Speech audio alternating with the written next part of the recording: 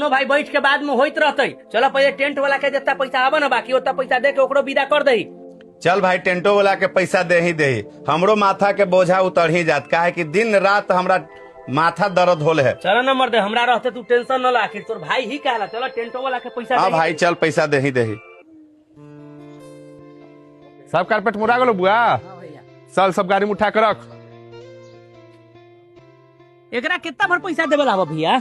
ए हो 10,000 रुपया देली खल 20,000 रुपया और एकरा देवे लगी है। चलो तो देखे नहीं चिंते हो जाओ का। चलो दे ही ए भाई जी इधर आवा।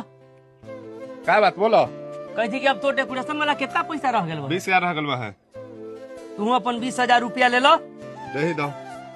लो 20,000 रुपया लो आ लगले अपन सामान खोलवा के आ चल जा। ठीक हो गल बना भैया माथा होला तोर। हाँ भाई माथा तो हौला हो गेल भाई। तोरी उपकार हम जिंदगी भर न भुलाएं भाई।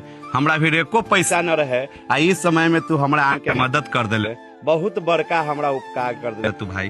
अरे भैया हाथ तू कहला जोड़ लही में उपकार के का बात है? तोर बच्ची है जैसन हमर बच्ची है। आज जितना भी हम पैसा दिली न है तोरा 1 रुपया भी न देना है, समझ गेलो? ये सब पैसा हम अपन तरफ से खर्चा कर ली है। तोर बच्ची है तो हमर बच्ची है। आ कोई भी चीज में तोरा पैसा कमी थे तो तू हमरा कह, ओकर पेमेंट हम तुरंत कर दे। ठीक है भाई हम तोरा कहम। चलो ठीक भैया ठीक चल। विपत्तिया के बाद